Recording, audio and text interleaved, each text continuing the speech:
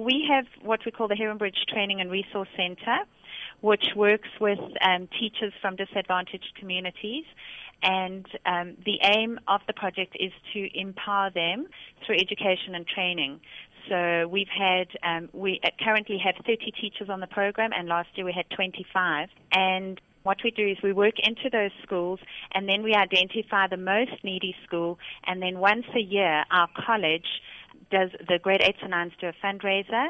This year they raised 35,000 Rand, and we chose to build a school in Diepsloot. And so we've on Youth Day, which was June the 16th, that weekend we had 80 of our pupils going through over the 2 days, and they built a 3-classroom structure, which we are now going to complete tomorrow on Mandela Day. So our aim really for tomorrow is to complete the building, to resource it with the equipment that it needs in terms of the tables and chairs and shelves and the activities that the children will use, and then to provide water storage units, to lay some artificial turf, to complete the playground. So we've provided a jungle gym, and we're going to be sinking tires and that sort of thing for the playground, and then we've got secure fencing as well. So we're going to be finishing that off tomorrow and planting trees and handing the keys over, hopefully at 3:30 tomorrow afternoon. And because this was an initiative from our pupils as their Youth Day project, we have now opened it up to the parents and encouraged them to give their 67 minutes into this project so that we can complete it on Mandela Day. So what we do each year is we look at the schools that we're working into, and we have a look at the schools that are not receiving any support from outside.